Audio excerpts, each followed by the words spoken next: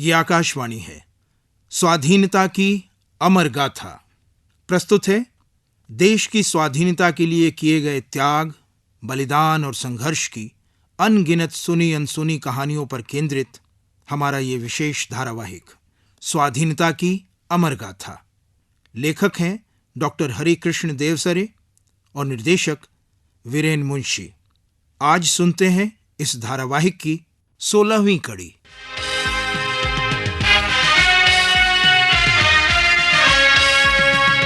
मातृभूमि की बलिवेदी पर हंसते हंसते, मातृभूमि की बलिवेदी पर हंसते हंसते चढ़ा गए जो शीश वीर बलिदानी, चढ़ा गए जो शीश वीर बलिदानी।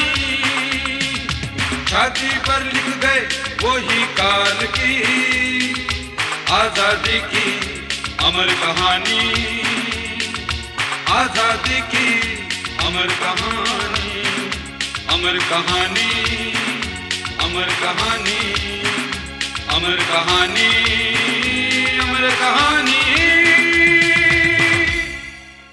कांग्रेस के शांत तरीकों से अलग हटकर देश भर में राजनीतिक आंदोलन शुरू करने का विचार प्रचारित हुआ। अरविंद ने कांग्रेस की आलोचना करते हुए कहा, ये खिलौनों से खेलती है, न कि गंभीर प्रश्नों को लेकर चलती है।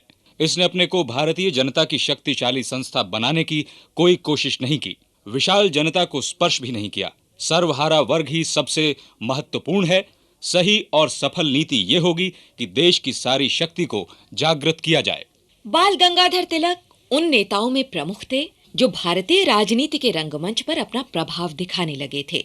तिलक ने युवावस्था में ही देश की सेवा में जीवन अर्पित करने का संकल्प लिया था। तिलक द्वारा पुणे से प्रकाशित मराठी के केसरी और अंग्रेजी के मराठा समाचार पत्र दोनों ही सामयिक, सामाजिक और राजनीतिक न्याय की मांग करते थे। सन 1893 से लोकमान्य तिलक ने प्राचीन काल से चले आ रहे गणपति उत्सव को नए रूप में संगठित किया।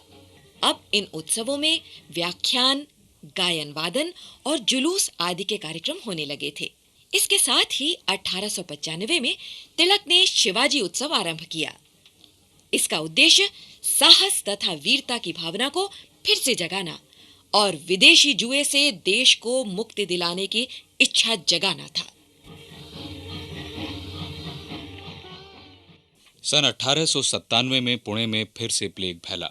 प्लेग की रोकथाम के लिए सरकार ने वहां मिस्टर रैंड नामक अंग्रेज अफसर को नियुक्त किया। वो रोगियों को तलाशने के बहाने घरों की तलाशी लेकर राजनीतिक जानकारियां हासिल करता था। तिलक ने मिस्टर रैंड की इन हरकतों का विरोध करते हुए लिखा कि ये हमारे राष्ट्र की आत्मा को कुचलने के लिए किया जा रहा है। उस समय पुणे में चापेकर बंधुओं ने एक क्रांतिकारी संगठन स्थापित किया था। गणपति पूजा और शिवाजी उत्सव के बहाने अंग्रेजी राज के खिलाफ प्रचार का काम ये संगठन करता था। अपने संदेश देने के लिए संस्कृत में श्लोक बनाए थे जिन्हें ब्रिटिश खुफिया अधिकारी समझ ही नहीं पाते थे। संगठन अपने सदस्यों को अंग्रेजी शासन के खिलाफ काम करने के लिए सैनिक प्रशिक्षण भी देता था। 22 जून 1897 को महारानी विक्टोरिया का 60वां राज्याभिषेक दिवस मनाया गया। पुणे में भी खूब धूमधाम थी, खूब रोशनी हुई, आतिशबाजी छूटी और ब्रिटिश अफसर खूब नाचे झूमे।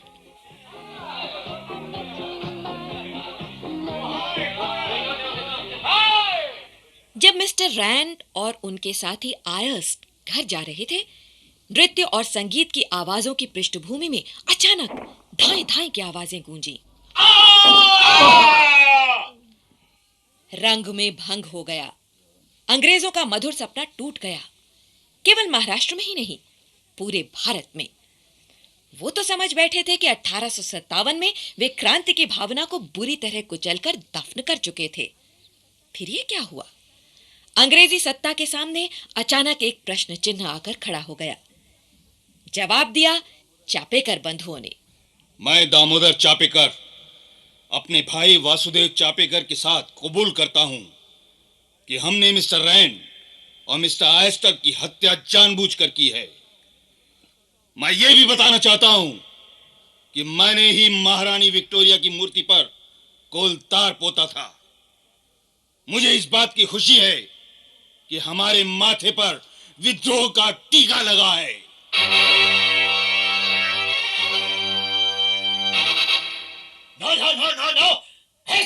नहीं चलेगा, सख्ती से राज चलाना पड़ेगा। लंदन के अखबार तो लिखते हैं कि हर ब्राह्मण को फांसी पर लटका दो, उनको ढूंढ ढूंढ कर मारा जाए, चापेकर भाइयों को फांसी दे दो।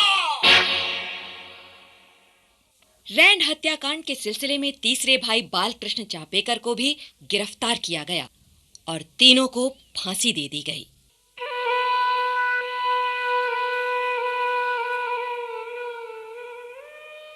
इसके बाद अंग्रेजों ने लोकमान्य तिलक को निशाना बनाया। उन पर इल्जाम लगाया गया कि 22 जून को रैंड हत्याकांड इसलिए हुआ क्योंकि 15 जून के केसरी में आपने भड़काने वाला लेख लिखा था, उसी के कारण ये सब हुआ। आप क्रांति भड़काते हैं। इस झूठे अभियोग पर तिलक को 18 महीने की कड़ी सजा दी गई।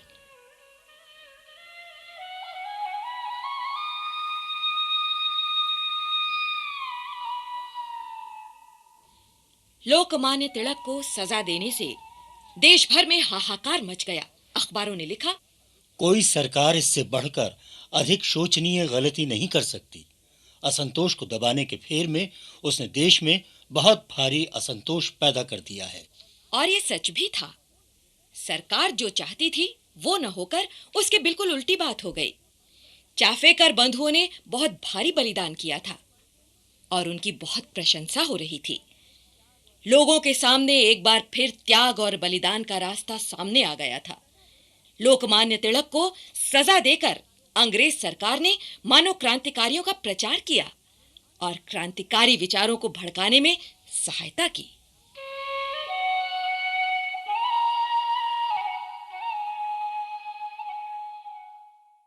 चापेकर बंधुओं के बलिदान से प्रभावित होकर महाराष्ट्र के किशोर युवक विनायक दामोदर सावरकर ने प्रतिज्ञा की, मैं भारत माता की गुलामी की जंजीरें तोड़ने के लिए अपना पूरा जीवन समर्पित करता हूं। मैं गुप्त संस्थाएं खोलूंगा, हथियार बनाऊंगा और भारत माता की स्वतंत्रता के लिए लड़ते लड़ते मरूंगा। विनायक दामोदर सावरकर ने मित्र मेला नामक संस्था बनाई, विदेशी वस्त्रों की होली जलाई, युवकों को संगठित कर उन्हें हथियारों से लैस होने का आह्वान किया। इन्हीं दिनों स्वामी विवेकानंद विदेश यात्रा से भारत लौटे। वो अपने गुरु रामकृष्ण परमहंस के मानवतावाद के प्रचारक थे। उन्होंने नवयुवकों में अपने राष्ट्र के अतीत के प्रति गौरव और आत्मसम्मान की भावना जगाई। उन्होंने कहा, तगड़े बनो, मर्द बनो। तुम ऐसे धर्म को अपनाओ जो हम में आस्था पैदा करे, राष्ट्रीय आत्मसम्मान पैदा करे और गरीबों को भोजन दिलाने के साथ साथ पीड़ितों का कष्ट दूर करने का समर्थन करे। हे वीर, तू साहस कर, गर्वित हो कि तू भारतीय है और बड़े गर्व के साथ ये कह कि मैं भारतीय हूं और हर एक भारतीय मेरा भाई है। भारत भूमि मेरे लिए सर्वोत्तम स्वर्ग है। भारत की भलाई मेरी भलाई है।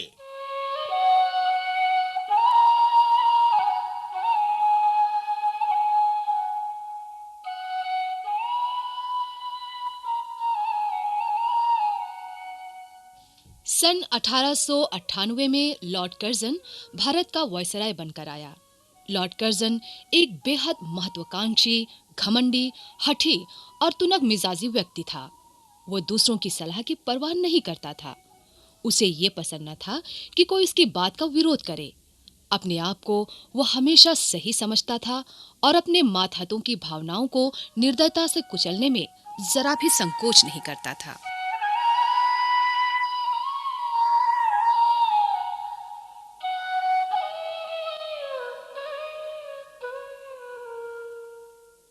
रखाल बाबू, ये आज का अखबार पढ़ा? नए वायसराय के गुणों का बखान छपा है। पढ़ लिया आनंद बाबू, पढ़ लिया। और लंदन से आई खबर भी तो छपी है उसी पन्ने पर, वो नहीं पढ़ी? अरे वो क्या खबर है भाई? जब लॉर्ड कर्जन हिंदुस्तान के लिए रवाना होने लगे तो भारतीय मामलों के ब्रिटिश मंत्री मिस्टर हैमिल्टन उनसे मिले। मिस्टर हैमिल्टन से मिस्टर कर्जन ने कहा, मेरी एक ही इच्छा है कि हिंदुस्तान पहुंचकर मैं सबसे पहले कांग्रेस संस्था की शांतिपूर्ण मौत में सहायक बनूं। और तब हैमिल्टन ने जानते हो क्या कहा? क्या कहा? हैमिल्टन बोला, अगर 1-2 साल में कांग्रेस लड़खड़ा जाती है और उसका नाश हो जाता है तो उसका नामो निशान मिटाने का श्रेय मैं तुम्हें दूंगा मिस्टर कर्जन। ओह, तो ये बात है। इसका मतलब है कि हमारे बंगाल के लीडर ठीक कह रहे हैं, यानी करजन साहब हमारे प्रबुद्ध वर्ग को अलग थलग करने की चाल चल रहे हैं। आनंद बाबू, खेल तो यही है। बहाना ये है कि बंगाल प्रांत बहुत बड़ा है और उसका शासन ठीक से नहीं संभल रहा, इसलिए उसको 2 हिस्सों में बांट दो। यानी कि जो बुद्धिजीवी इस वक्त देश को राजनीतिक नेतृत्व दे रहे हैं, उन्हें बांटकर कमजोर बना दो। वाह, बड़ी गहरी चाल है करजन साहब की। तभी तो देखो ना, कलकत्ता के सारे अखबार, अमृत बाजार पत्रिका, संजीवनी, बसुमती, ढाका प्रकाश, ज्योति, सब के सब करजन के इरादों को भाप गए, उसका विरोध कर रहे हैं, उसके खिलाफ लिख रहे हैं।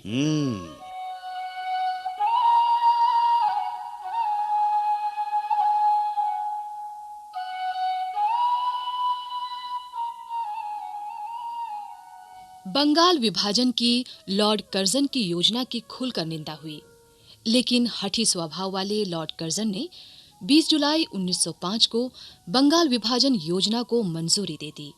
इस फैसले ने सारे बंगाल को झकझोर दिया और सभी भारतीयों ने, चाहे वो किसी भी आयु, जाति, धर्म और व्यवसाय के हों, सभी ने जमकर इसका विरोध किया। 7 अगस्त 1905 कलकत्ता का टाउन हॉल में आयोजित जनसभा में अपार जनसमूह उमड़ पड़ा था। शहर की अधिकांश दुकानें बंद रहीं। भीड़ इतनी बढ़ गई थी कि हॉल के बाहर 2 अलग-अलग सभाओं की व्यवस्था की गई। भीड़ के ऊपर लहराते झंडियों पर और लोगों के हाथों में उठे हुए गत्तों पर लिखा था, विभाजन नहीं चाहिए, बंगाल एक है, एकता ही शक्ति है। लोगों में पर्चे बांटे गए और हाथों में शोक सूचक काली पट्टियां बांधी गईं। शीघ्र ही बंग भंग विरोधी आंदोलन बंगाल की सीमाओं से बाहर फैल गया। उत्तर प्रदेश, पंजाब, महाराष्ट्र सभी प्रदेशों में ब्रिटिश सरकार की नीति का विरोध हुआ। उस समय तक ब्रिटिश सरकार की नीति स्पष्ट हो चुकी थी, यानी फूट डालो और राज करो, लोगों में सांप्रदायिक विद्वेष पैदा करो, उन्हें लड़ाओ और उन पर हुकूमत करो।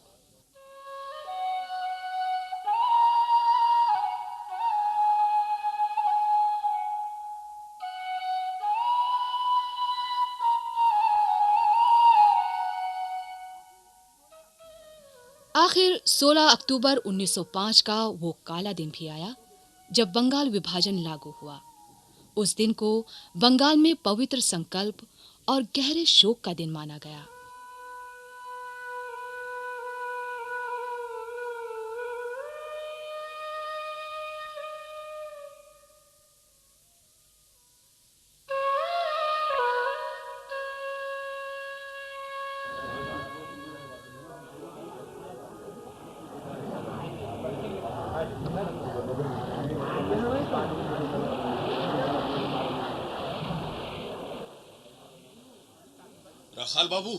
राखाल बाबू, हाँ? आज तो लगता है सारा बंगाल गंगा के तट पर आ गया है। अरे आनंद बाबू, मैं तो सवेरे से देख रहा हूँ, झुंड के झुंड लोग नंगे पांव गंगा के घाटों की तरफ आए हैं। हाँ। लोगों ने डुबकी लगाई और एक दूसरे के हाथों में रक्षा बंधन का प्रतीक लाल धागा बांध रहे हैं। हाँ, और एक बात, क्या? आज बंग विभाजन के विरोध में पूरे बंगाल में किसी के घर में खाना नहीं पका है। हाँ। ये हमारे इतिहास की ऐसी पहली घटना है। और सवेरे की सभा में आनंद मोहन वसु ने वंदे मातरम का नारा क्या बुलंद किया, हर आदमी की जबान पर अब यही नारा गूंज रहा है।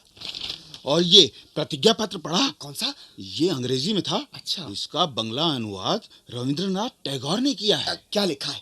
चलो पढ़ो, हम भी प्रतिज्ञा करेंगे। हाँ, ये लो। बंग राष्ट्र के सार्वजनीन विरोध के उपरांत भी सरकार ने बंगाल का विभाजन कर दिया है। अतः हम शपथ लेते हैं और घोषणा करते हैं कि हम बंग भंग के कुप्रभावों का निराकरण करने के लिए यथाशक्ति जो हो सकेगा वो सब कुछ अवश्य करेंगे और अपने राष्ट्र की एकता को आंच नहीं आने देंगे। प्रभु हमारी सहायता करे।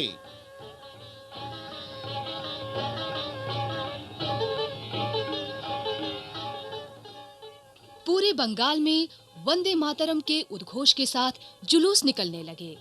सरकार ने वंदे मातरम के उद्घोष पर प्रतिबंध लगा दिया। पूर्वी बंगाल के बारिसाल में एक सम्मेलन होने वाला था। संयोजकों ने समझौता कर लिया था कि वे वंदे मातरम का नारा नहीं लगाएंगे। बारिसाल की प्रमुख सड़कों पर ए रसूल तथा उनकी पत्नी के नेतृत्व में जुलूस निकला। जुलूस में शामिल लोगों की बाहों में वंदे मातरम के बिल्ले लगे थे। पुलिस जुलूस के साथ साथ चल रही थी। जुलूस शांतिपूर्ण चल रहा था। लोग धीमे धीमे कवि रजनीकांत का गीत गुनगुना रहे थे। माँ के दिए मोटे कपड़े को सिर झुकाकर स्वीकार करो, तुम्हारी माँ दीन दुखी है, इससे अधिक उसके वश की बात नहीं। पुलिस इस मौके की ताक में थी कि उसे जरा सा कोई बहाना मिले और वो ताबड़तोड़ जुलूस पर टूट पड़े। अचानक लोगों की बाहों पर बंधे बिल्लों पर पुलिस की नजर गई तो उसने जुलूस पर आक्रमण कर दिया।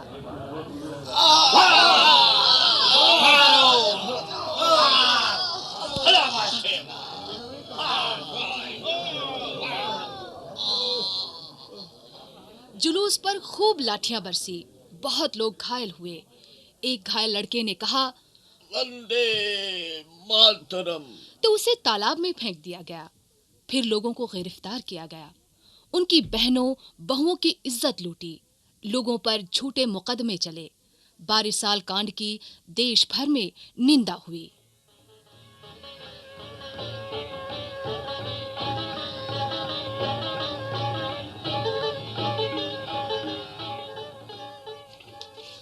क्यों राखाल बाबू, आज सवेरे सवेरे क्या पढ़ रहे हो? आजकल तो ब्रिटिश सरकार अखबार वालों को भी खूब डरा धमका रही है। डराने धमकाने से क्या होने वाला है आनंद बाबू?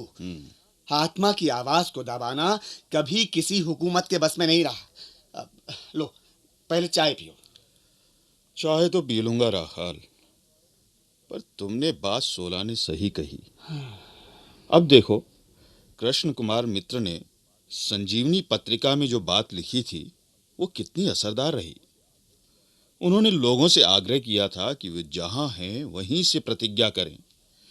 ये देखो, मेरे पास अभी भी अखबार की वो कटिंग है। अच्छा, मैंने प्रतिज्ञा ली थी, हम सब जन्मभूमि के पुनीत नाम का स्मरण कर स्वदेश शिव हेतु ये प्रतिज्ञा ले रहे हैं कि भविष्य में स्वदेशी वस्तुएं मिलने पर ही उनका प्रयोग करेंगे, विदेशी वस्तुएं कभी नहीं खरीदेंगे। यदि ऐसा करने में हमें कुछ आर्थिक हानि भी उठानी पड़े तो हम उसे प्रसन्नता से उठाएंगे। हम लोग मात्र स्वयं ही ऐसा नहीं करेंगे, अपितु अपने साथियों को भी जहां तक संभव होगा ऐसा ही कराएंगे। परम पिता परमेश्वर हमारे इस पुनीत कार्य में सहायक हों। आनंद बाबू, ये तो स्वदेशी भावना को बढ़ाने वाली प्रतिज्ञा है और स्वदेशी का विचार ही आज जनता में प्रचारित हो रहा है। लो ये खबर पढ़ो। सुरेंद्रनाथ बैनर्जी के जोशीले भाषण से प्रेरणा पाकर 10,000 लोगों ने स्वदेशी की प्रतिज्ञा ली है। राखाल बाबू, लॉर्ड कर्जन का बंग भंग का फैसला पूरे देश को जगा देगा। ये तो अंग्रेज वायसराय ने शायद सोचा भी ना होगा। महाराष्ट्र में लोकमान्य तिलक अभी जेल से छूटकर आए हैं। आते ही देश की हालत देखकर केसरी में एक लेख लिखा, आपात स्थिति आ गई है। उन्होंने बड़े उग्र विचार व्यक्त किए हैं और लिखा है, समय आ गया है कि स्वराज की मांग की जाए। टुकड़े टुकड़े सुधारों से काम नहीं चलने वाला। लगता है कांग्रेस में उग्रवाद बढ़ रहा है, क्योंकि कई नेता ढीली ढाली नीति के खिलाफ हैं। वो कुछ करना चाहते हैं जिसका फल भी ठोस निकले। हाँ, शायद इसके बिना काम भी न चलेगा। चलो भाई, देखते हैं आगे क्या होता है।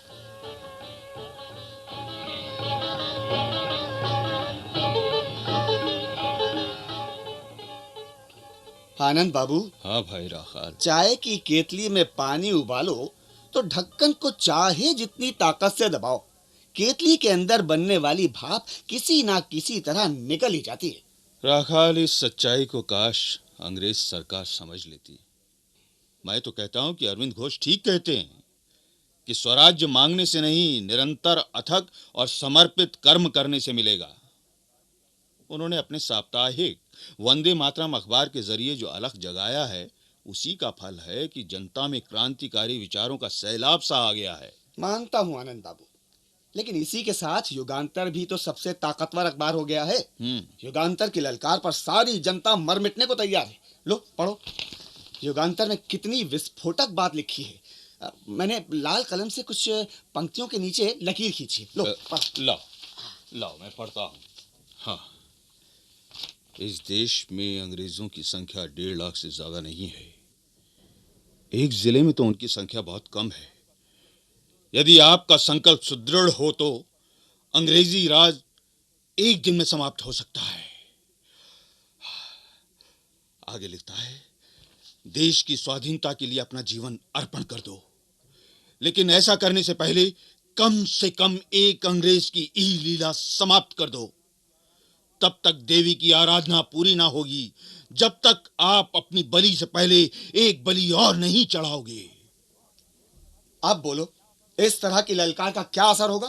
क्रांति, विद्रोह, विप्लव। लेकिन क्या अंग्रेज हुकूमत खामोश बैठेगी? नहीं, वो तो अरविंद घोष को गिरफ्तार भी कर चुकी है। उन पर ऐसे ही विस्फोटक लेख लिखने का इल्जाम है, पर आज तक अंग्रेज सरकार अरविंद घोष के खिलाफ एक भी सबूत इकट्ठा नहीं कर पाई। अरे सुना है आज अदालत ने विपिन चंद्र पाल को बुलाया है गवाही के लिए। देखो क्या होता है।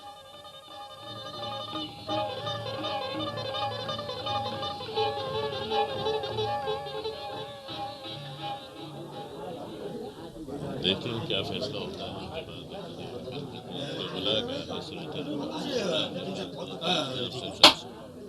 Order, order.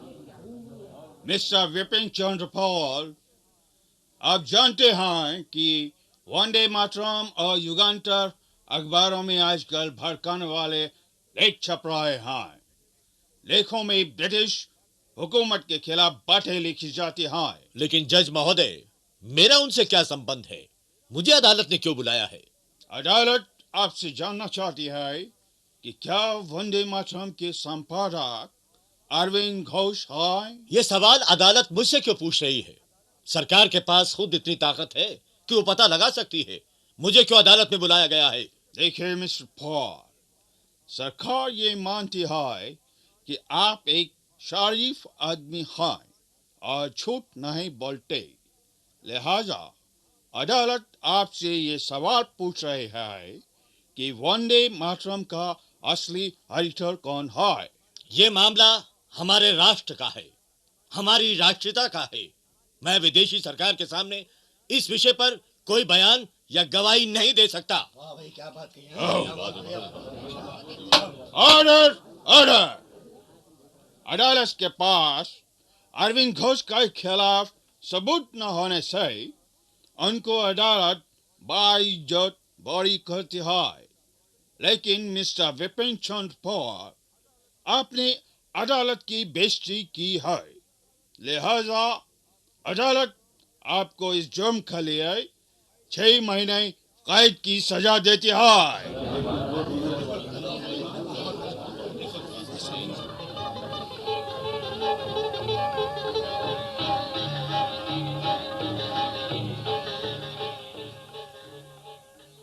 इस समय तक कांग्रेस में नरम और गरम विचारधारा के नेता अलग अलग दिखाई देने लगे थे। हालांकि दोनों का उद्देश्य एक ही था, मुल्क की आजादी। गरम दल में लोकमान्य तिलक, अरविंद घोष, लाला लाजपत राय, विपिन चंद्र पाल जैसे नेता थे, तो नरम दल में गोपाल कृष्ण गोखले, सुरेंद्र नाथ बैनर्जी जैसे नेता थे। कांग्रेस संस्था का भविष्य उस समय इन्हीं दोनों दलों के बीच में फंस चुका था और भविष्य की राजनीति पर इनका ही प्रभाव पड़ने वाला था। सन 1906 में हुए कांग्रेस अधिवेशन की अध्यक्षता दादाभाई नौरोजी ने की थी। दादाभाई नौरोजी का भाषण गोपाल कृष्ण गोखले ने पढ़कर सुनाया था, क्योंकि दादाभाई नौरोजी खड़े नहीं हो सकते थे। उनके भाषण में कहा गया था, अब कांग्रेस वयस्क हो चुकी है और उसे अब गंभीरता के साथ ये निर्णय करना है कि भारतीयों की स्थिति क्या है, होनी कैसी चाहिए और कैसी होनी चाहिए। दादा भाई नौरोजी स्वतंत्रता और स्वराज आंदोलन के पक्ष में तो थे, परंतु वो आंदोलन को सूचना देने या जनता को जागृत करने तक ही सीमित रखना चाहते थे। वो हिंसात्मक विद्रोह के पक्ष में नहीं थे। दादा भाई नौरोजी वास्तव में साम्राज्य के अंदर स्वराज की मांग के पक्ष में थे, और उनकी ये मांग गरम दल वालों को पसंद नहीं आई, और यहीं से नरम दल और गरम दल के बीच की खाई गहरी होने लगी। विपिन चंद्र पाल तो इतने उग्र हो उठे थे कि उन्होंने सीधे कहा, क्या साम्राज्य के अंदर स्वराज्य की मांग व्यवहारिक हो सकती है? इसका क्या अभिप्राय है? इसका अभिप्राय होगा कि या तो हमें सच्चा स्वराज्य नहीं मिलेगा अथवा इंग्लैंड का वास्तविक साम्राज्य यहां नहीं रहेगा। विपिन चंद्र पाल के इस बयान पर इंग्लैंड में भारत सचिव से वाइसरॉय ने विपिन चंद्र पाल को देश से निष्कासन की अनुमति मांगी थी, क्योंकि उनकी दृष्टि में विपिन चंद्र पाल का व्यवहार राक्षसी था और उसके खतरे को अनदेखा नहीं किया जा सकता था। वाइसरॉय जानते थे कि विपिन चंद्र पाल पर राजद्रोह का मुकदमा चलाना मुश्किल है, इसलिए उन्हें सीधे देश निकाला देना चाहते थे।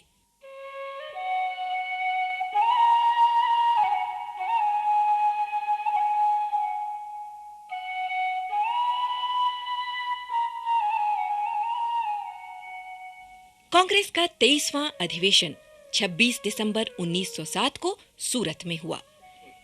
इस समय तक नरम दल और गरम दल खुलकर सामने आ गए थे। अध्यक्ष पद के लिए जैसे ही रास बिहारी घोष का नाम आया कि पूरा पंडाल शोर से भर उठा।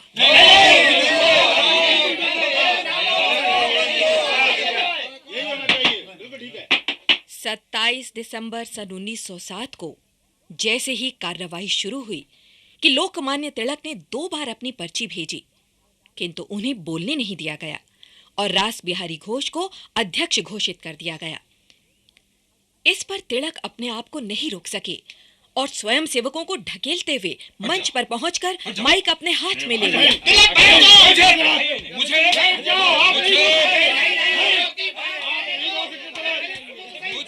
अपनी बात कहने का पूरा हक है।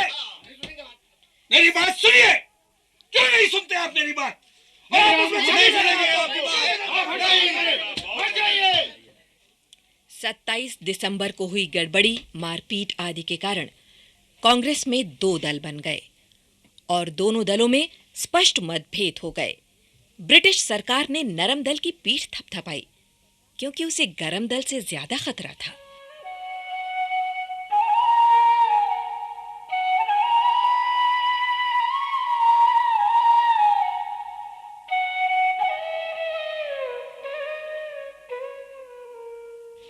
बंगाल के मेदिनीपुर में एक कृषि प्रदर्शनी लगी।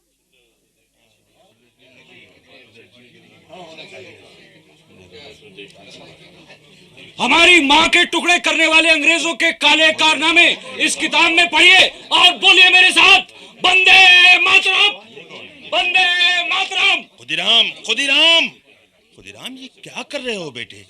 देखो, तुम्हारा अध्यापक होने के नाते मेरा फर्ज है कि तुम्हें गलत रास्ते पर जाने से रोकूं। गुरुजी, स्वदेश की राह पर चलना गलत है, ये आप क्या कह रहे हैं? खुदीराम, अंग्रेजी हुकूमत से टकराना समझदारी नहीं है बेटे। मेरी मानो, ये सब बंद करो। जानते नहीं, वंदे मातरम कहने पर प्रतिबंध लगा है। बेटे, वंदे मातरम कहने का अर्थ है अंग्रेजी हुकूमत के खिलाफ विद्रोह। तो मैं विद्रोह ही सही गुरुजी। भाइयों, हमारी माँ के टुकड़े करने वाले अंग्रेजों के काले कारनामे इस किताब में पढ़िए और बोलिए मेरे साथ, वंदे मातरम, वंदे मातरम। कुछ ही देर बाद खुदीराम को पकड़ लिया गया। पुलिस ने उसे इतना पीटा कि वो लहूलुहान हो गया। उस पर विद्रोह का मुकदमा चला, लेकिन सबूत के अभाव में जज ने उसे छोड़ दिया।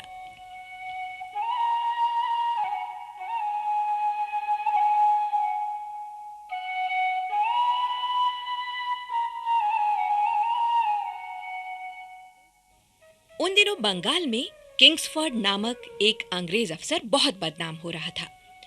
वो बहुत दुष्ट और बेरहम व्यक्ति था। कुछ ही दिनों में उसका ट्रांसफर मुजफ्फरपुर हो गया। खुदीराम बोस अपने दोस्त प्रफुल्ल चाकी के साथ किंग्सफोर्ड का सफाया करने मुजफ्फरपुर पहुंचे। दोनों ने स्थिति का जायजा लिया। 30 अप्रैल 1908 रात के 8 बजे थे। किंग्सफोर्ड की कोठी के बाहर खुदीराम बोस और प्रफुल्ल चाकी अपने मिशन पर तैयार खड़े थे। किंग्सफोर्ड की कोठी से बाहर जैसे ही उसकी गाड़ी निकली कि उस पर दोनों क्रांतिकारियों ने बम फेंके। दोनों बम गाड़ी पर गिरे। खुदीराम और चाकी तुरंत वहां से भाग निकले। मुजफ्फरपुर की सीमा से निकलने के लिए खुदीराम सारी रात भागते रहे। सवेरे वे बेनी नामक स्थान पर पहुंचे। उन्हें भूख लगी थी, सो एक चाय की दुकान पर रुक गए। वहां लोग चर्चा कर रहे थे। सुना है कल रात किंग्सफोर्ड की गाड़ी पर बम फेंका गया है। हाँ भाई, मैंने भी सुना है, पर उसमें किंग्सफोर्ड तो था ही नहीं। उसकी बीवी और लड़की बैठी थी, वही मारी गई। किंग्सफोर्ड बच गया। क्या किंग्सफोर्ड बच गया है? ये लड़का क्यों चौंक पड़ा? कहीं इसी ने तो बम नहीं फेंका? अरे पकड़ कर पूछो ना। अरे अरे अरे चलो इसे पुलिस के पास।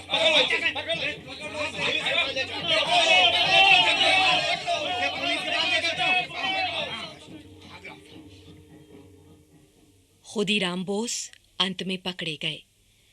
प्रफुल्ल चाकी रेल में जा रहे थे। एक इंस्पेक्टर को शक हुआ। उसने चाकी को पकड़ना चाहा, लेकिन चाकी ने अपनी पिस्तौल से गोली मार ली। उधर खुदीराम पर मुकदमा चला। 11 अगस्त 1908 को उन्हें फांसी दे दी गई।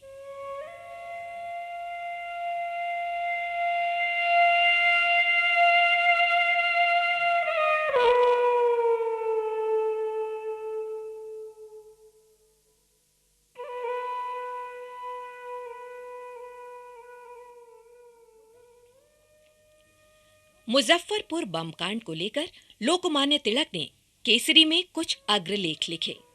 उनमें कहा गया था, यदि स्वतंत्रता के इच्छुकों से खुली सशस्त्र क्रांति संभव ना हो तो पराधीन जाति के सामने इसके अलावा और कौन सा दूसरा रास्ता बचता है। सरकार तिलक को फिर जेल में डालने के लिए मौके की तलाश में थी। उसने इन लेखों के लिए केसरी कार्यालय पर छापा मारा। उस समय तिलक काल के संपादक परांजपे की पैरवी करने मुंबई आए हुए थे। उन्हें वहीं एक होटल में गिरफ्तार कर लिया गया। उन पर तत्काल मुकदमा चलाने की तैयारी की गई। उन्हें न तो जमानत पर छोड़ा गया और न ही अपने बचाव में कहने के लिए वकील की सुविधा ही दी गई।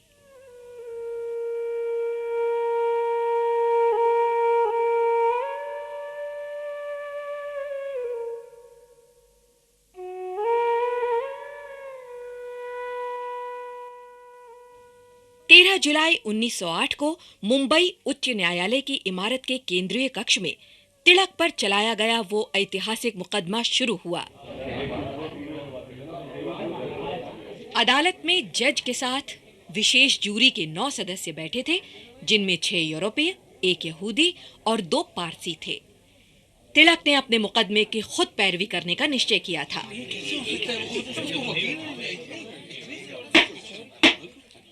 Order order. अदालत में उस समय तिलक की तरफ से खापर्डे, कारंदीकर, बैप्टिस्टा, केलकर, बोडस और दूसरे प्रमुख वकील कार्यवाही देखने और तिलक की सहायता करने के इरादे से बैठे थे। दूसरी तरफ ब्रिटिश एडवोकेट जनरल ब्रेंसन, बार एट लॉ एनविरारिटी और सरकारी अभियोक्ता ब्यूनिंग भी मौजूद थे। मिस्टर बाल गंगाधर तिलक, तुम पर 2 मुकदमे चलाए जा रहे हैं। पेशकार, मुकदमे पढ़ो। मुकदमा नंबर 16। बाल गंगाधर तिलक, तुमने 12 मई 1908 को या उसके आसपास मुंबई में तब और वहां एक देशी पत्र केसरी के प्रकाशक और मुद्रक होने के कारण लिखित रूप में ब्रिटिश भारत में कानूनतः स्थापित सरकार के प्रति घृणा भड़काई या भड़काने की कोशिश की या राजद्रोह फैलाने की कोशिश की। इसलिए तुमने धारा 124A के तहत दंडनीय अपराध किया। दूसरा अभियोग, बाल गंगाधर तिलक, तुमने 12 मई 1908 को या उसके आसपास मुंबई में तब और वहां एक देशी पत्र केसरी के प्रकाशक और मुद्रक होने के कारण लिखित रूप में महामहिम सम्राट की प्रजा के विभिन्न समुदायों में दुश्मनी और घृणा की भावनाएं उत्पन्न की या उत्पन्न करने की कोशिश की। लिहाजा तुमने धारा 153A के तहत दंडनीय अपराध किया। मुकदमा नंबर 17, पहला अभियोग, बाल गंगाधर तिलक, तुमने 9 जून 1908 को केसरी के जरिए मुंबई में तब और वहां लिखित रूप में ब्रिटिश भारत में कानूनतः स्थापित सरकार के प्रति घृणा भड़काई या राजद्रोह भड़काने का प्रयत्न किया। लिहाजा तुमने धारा 124A के तहत दंडनीय अपराध किया। दूसरा अभियोग, बाल गंगाधर तिलक, तुमने 9 जून 1908 को केसरी के जरिए लिखित रूप में महामहिम सम्राट की प्रजा के बीच घृणा और दुश्मनी की भावनाएं भड़काई या भड़काने की कोशिश की। लिहाजा तुमने धारा 153A के अंतर्गत दंडनीय अपराध किया। मिस्टर बाल गंगाधर तिलक, क्या तुम अपना जुर्म कबूल करते हो? नहीं। इसके बाद लोकमान्य तिलक ने 22 घंटे की लंबी जिरह 6 दिनों में पूरी की। इस जिरह में उन्होंने सरकारी गवाहों की धज्जियां उड़ा दी। इसके बाद तिलक ने कहा, मैं उम्र के ढलान पर हूं और मेरे लिए तो ये कुछ ही सालों की बात है, लेकिन भावी पीढ़ियां आपके निर्णय को देखेंगी, उसके सही या गलत होने का फैसला करेंगी। भारतीय पत्रकारिता की स्वाधीनता के इतिहास में ये एक यादगार फैसला होगा। अगर आप में कोई एक भी आगे आकर ये कहता है कि मैं सही हूं, तो मुझे अत्यंत संतोष मिलेगा। मैं आपसे अनुग्रह की अपेक्षा नहीं करता। अपने कर्म के नतीजों को भुगतने के लिए मैं तैयार हूं।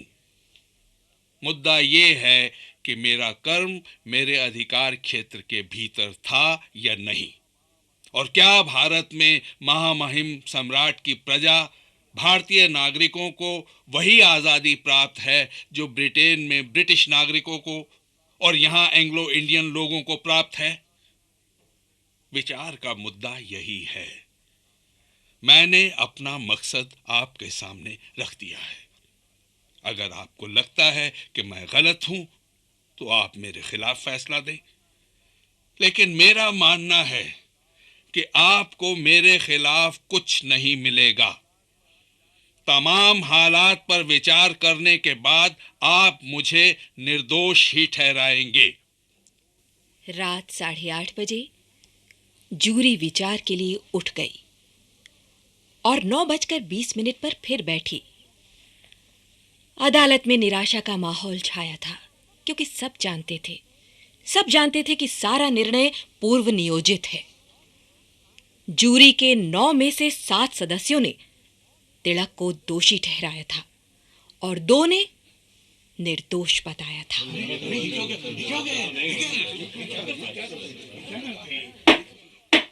Order, order. मिस्टर तिलक, मेरा फैसला सुनाने से पहले क्या तुम्हें कुछ कहना है? मैं सिर्फ इतना कहना चाहता हूं कि जूरी के निर्णय के बावजूद मैं खुद को बेगुनाह मानता हूं। वस्तुओं की नियति को उच्च शक्तियां निर्धारित करती हैं, और हो सकता है कि परमात्मा की यही इच्छा हो कि जिस वस्तु के लिए मैं लड़ रहा हूं, वो मेरे जेल से बाहर रहने की बजाय मेरे तकलीफ उठाने पर अधिक फले फूले।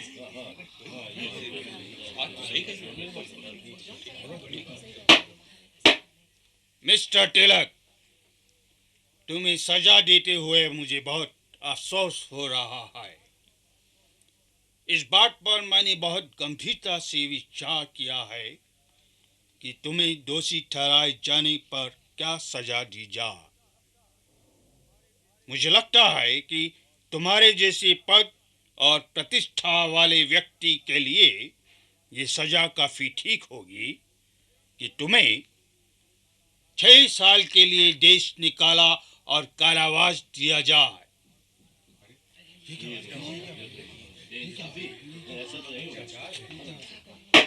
Order, order. तुम्हारी उम्र और दूसरे हालातों को देखते हुए शांति और व्यवस्था के हित में और उस देश के हित में जिसे प्यार करने का तुम दावा करते हो, यही सजा ठीक रहेगी।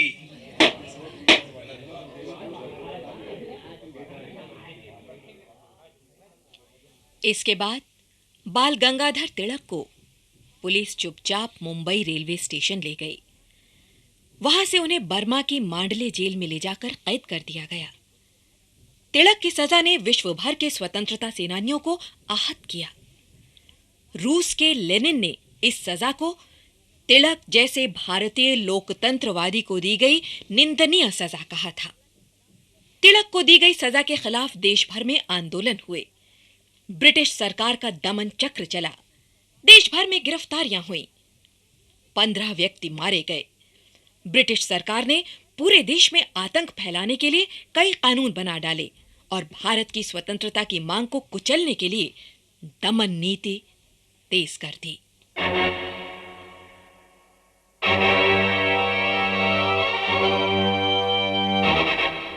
अब तक भारतीय स्वतंत्रता संग्राम की गतिविधियां विदेशों में भी जोर पकड़ चुकी थीं।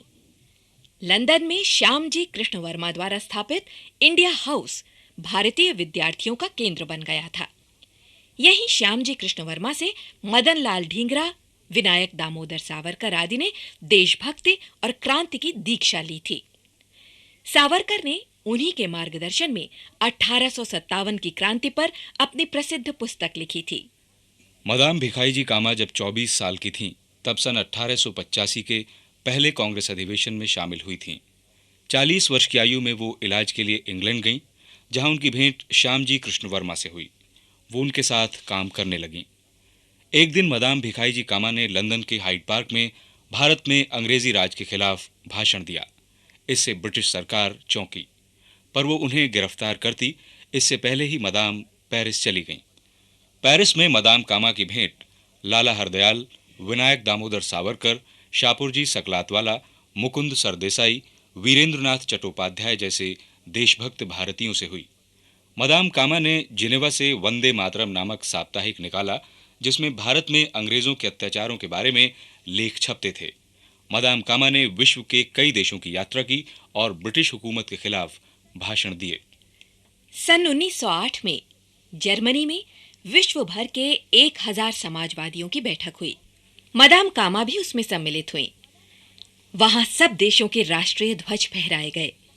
मदाम कामा ने वहां यूनियन जैक की जगह अपना राष्ट्रध्वज फहराया। उनके राष्ट्रध्वज में लाल, सफेद और हरे 3 रंग की आड़ी पट्टियां थीं। पहले लाल रंग की पट्टी पर कमल का फूल और 7 सितारे बने थे। बीच वाली सफेद पट्टी पर वंदे मातरम लिखा हुआ था। नीचे हरे रंग की पट्टी पर सूर्य और अर्धचंद्र का चिन्ह था।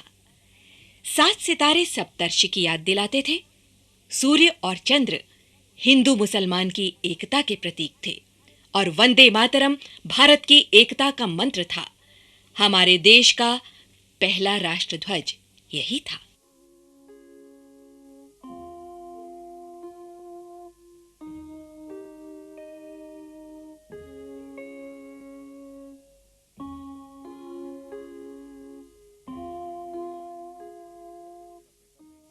उधर दक्षिण अफ्रीका में भारतीयों की दुर्दशा देखकर मोहनदास करमचंद गांधी ने दक्षिण अफ्रीका सरकार की रंगभेद नीति के खिलाफ आंदोलन शुरू कर दिया था।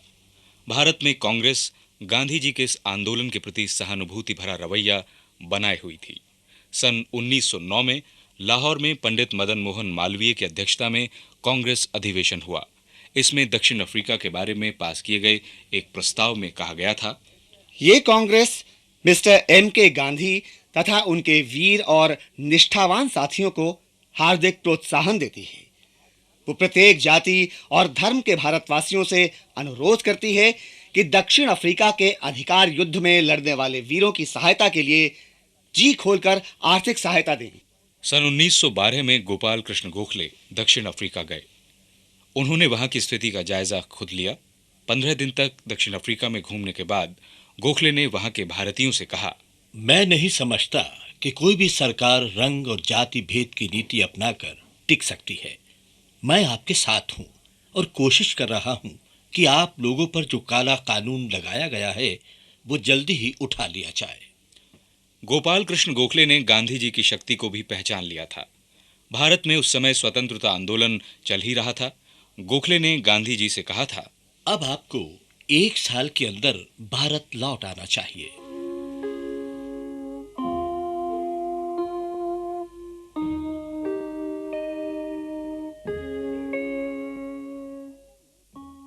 लंदन में 2 जुलाई 1909 को लंदन के इंपीरियल इंस्टीट्यूट की सभा में भारत सचिव के राजनीतिक सहयोगी कर्नल विलियम कर्जन वाइली की मदनलाल ढींगरा ने हत्या कर दी। उन्हें गिरफ्तार कर लिया गया। इसके बाद लंदन के भारतीयों ने एक सभा की। सभा के अध्यक्ष आगा खां थे। विनायक दामोदर सावरकर भी इस सभा में मौजूद थे। कांग्रेस के नरम दल के समर्थकों की इस सभा में एक प्रस्ताव पढ़ा गया। ये सभा सर्वसम्मति से मदनलाल ढींगरा की निंदा करती है। सर्वसम्मति से नहीं, मैं विनायक दामोदर सावरकर इस प्रस्ताव का विरोध करता हूँ। अरे जरा अंग्रेजी घूसे का मजा तो ले लो। देखो तो सिर पे कैसा तो अंग्रेज के बच्चे, तू जरा इसका भी तो मजा ले। इसको कहते हैं हिंदुस्तानी डंडा।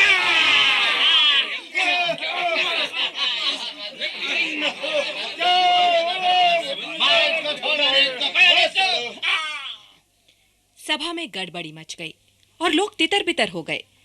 मदनलाल ढींगरा पर मुकदमा चलाया गया और उन्हें फांसी दे दी गई। फांसी से पहले मदनलाल ढींगरा ने कहा था, ये सच है कि मैंने एक अंग्रेज का खून बहाने का प्रयत्न किया है।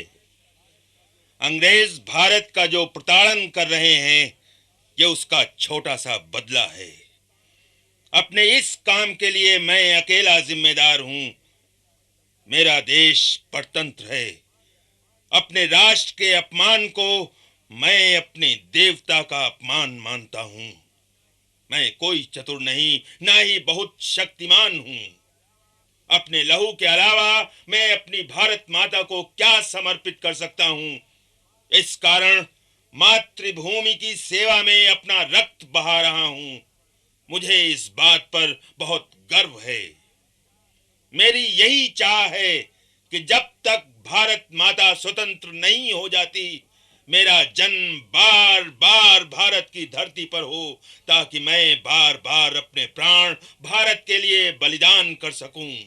वंदे मातरम, वंदे मातरम।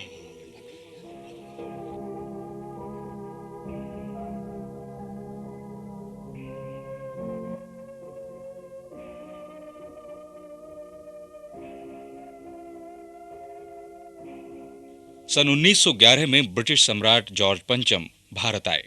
उन्होंने दिल्ली में दरबार किया, जिसमें राजभक्त राजा महाराजा और दूसरे लोग शामिल हुए। जॉर्ज पंचम ने इस मौके पर 2 महत्वपूर्ण घोषणाएं की। 1, बंगाल विभाजन को रद्द कर दिया। 2, भारत की राजधानी कलकत्ता से हटाकर दिल्ली लाने की घोषणा की।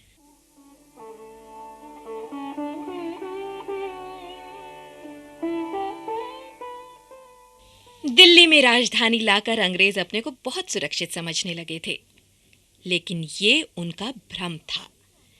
क्रांतिकारी तो अंग्रेजों को भारत से निकालने का बीड़ा उठा चुके थे।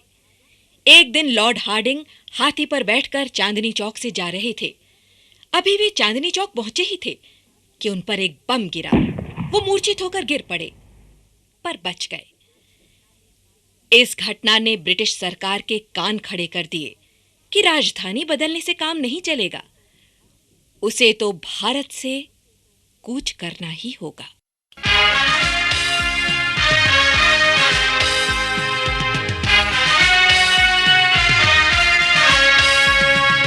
मातृभूमि की बलिवेदी पर हंसते हंसते, मातृभूमि की बलिवेदी पर हंसते हंसते गए जो शीश वीर बलिदानी, चढ़ा गए जो शीश वीर बलिदानी, छाती पर लिख गए वही काल की आजादी की अमर कहानी, आजादी की अमर कहानी, अमर कहानी, अमर कहानी, अमर कहानी, अमर कहानी। स्वाधीनता की अमर गाथा। अभी आप देश की स्वाधीनता के लिए किए गए त्याग, बलिदान और संघर्ष की अनगिनत सुनी अनसुनी कहानियों पर केंद्रित हमारे इस विशेष धारावाहिक की 16वीं कड़ी सुन रहे थे।